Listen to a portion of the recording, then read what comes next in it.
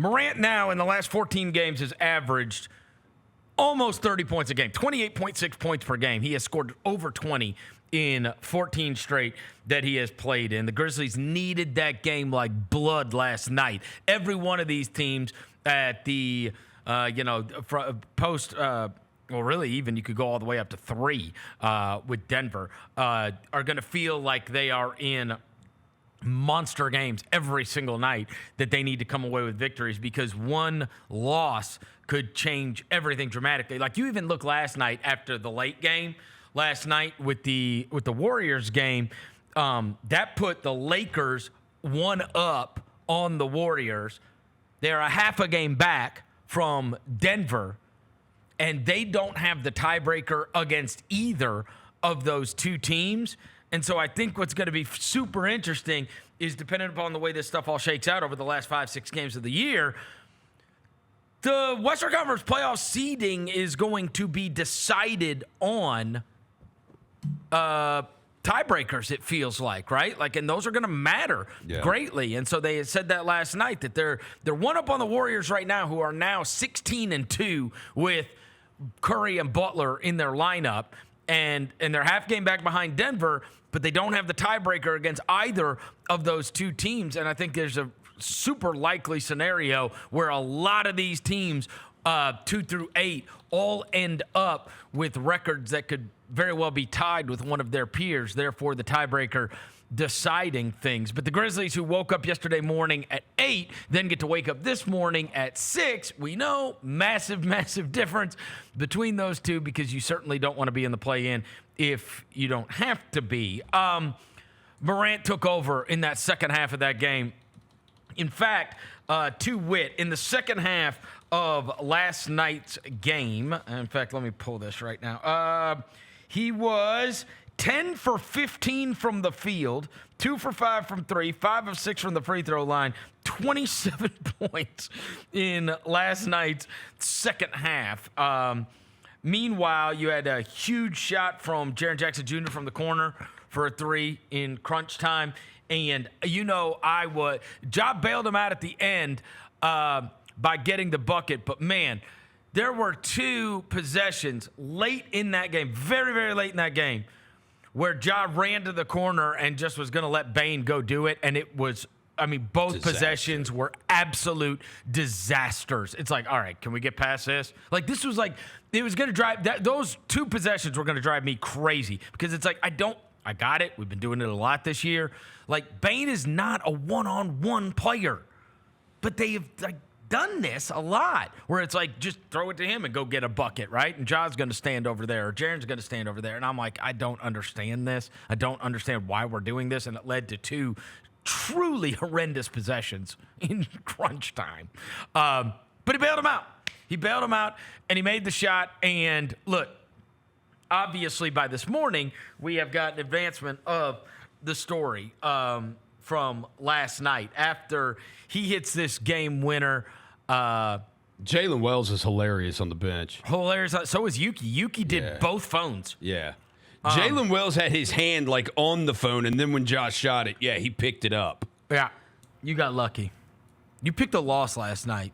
I did pick a loss last night. Okay, that was a win. It was also almost a loss, too. Don't say almost. Not almost anything. Well, it was. They go in one column or the other. That's just true. And It's a dub. And Senor Morant came through last night. What were the texts, Ivich? I was just like, okay, I can't respond, because if I respond to the text, it's only going to get worse. Oh, yeah, I got F you, Roser. For this is you and Devin. Devin sending my tweet to the group and saying, you don't get to do this, Mr. 1 and 6. Hashtag Mr. Pussyfootin'. And then you did hashtag Johnny Pussyfoot. And then I just never responded, because if I did, it was never going to stop. None of us would have slept, because it just would have been all night. I thought you deserved worse, honestly. Johnny Pussyfoot. Johnny Pussyfoot. It was won. It was a great win. And look. It was. And then, you get to the second game. And it's going to be fascinating to see, with those two teams, you've got the Warriors, who are 16-2 in their last 18 games since they've acquired Jimmy Butler, and both of those guys have been available. 19-2 when Butler's in the lineup, I believe. Curry's been absolutely nuclear. We saw it here earlier this week. And then one of the things that has become interesting about those two teams is, Butler has made it, as we talked about last week or earlier this week, in order to give the required attention to Steph Curry, he makes it much more difficult, right? Because nobody really cared if you were throwing the ball to Wiggins or Kuminga or Pods or whoever else, right? So it gives you that other guy another outlet. They got these three awesome players. And then what's interesting is I think that in the case of Memphis, in the case of Golden State, in the case of the Lakers, in the case of quite a few of these teams, what we're finding is that they've got, we used to always say like, yeah, but they got this star. What about the other guy? And really, it feels like in many of these cases, it's like, who's the fourth guy and the fifth guy, right? In the same way that we talked about it last year with some of the teams that advanced, because it kind of feels like, dude, they've got Curry and they've got Draymond and they've got Jimmy Butler. And the Lakers have Luka Doncic and they've got Austin Reaves and they've got LeBron James. And the thing is, and if you watch, and last night, Reaves was absolutely awesome as he was against the Grizzlies. Well, here's the deal, because I was thinking about this last night, right? So, and I talked about this on the mismatch with Jacoby this morning. One of the things I noticed last night, and that I noticed against the Grizzlies, and that I've noticed recently,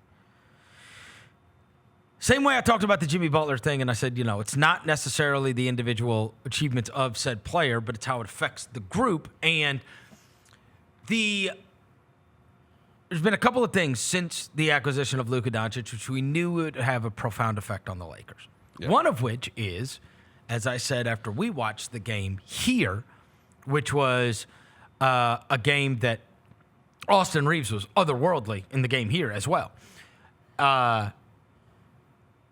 is that Luka gave them the ability to, LeBron can decide how much energy I've got to expend tonight, right?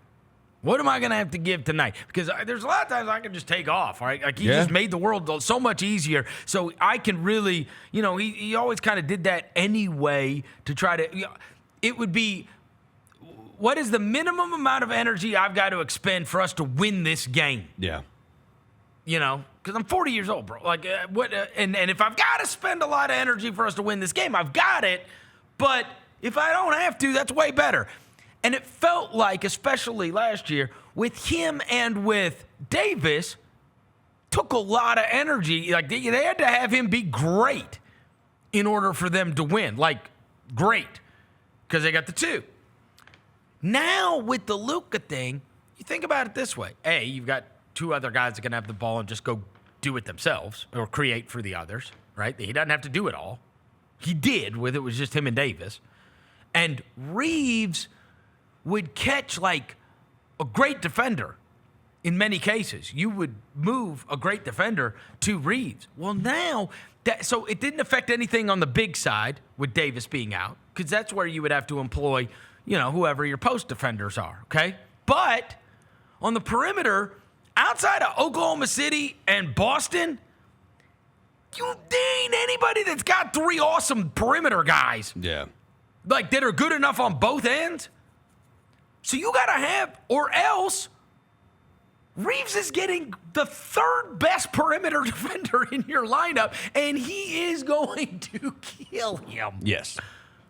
That's where I say it's not, and again, Luka didn't have that good of a game last night. No, Luka did not play well last night. He said after the game, this is unacceptable. Yeah.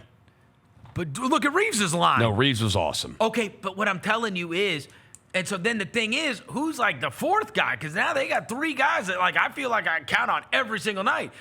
Well, in that case of last night, it's Pods.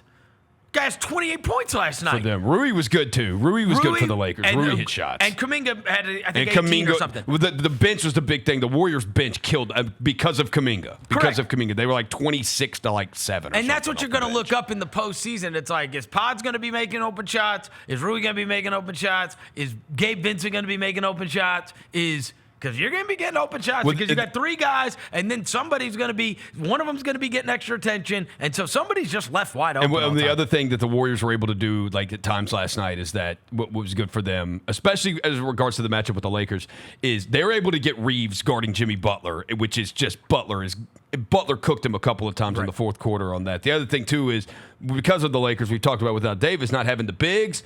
Dude, you got to play small against Golden State, which is like hard. That is really hard to do. And Draymond had 2 really good defensive plays down the stretch last night. Yep.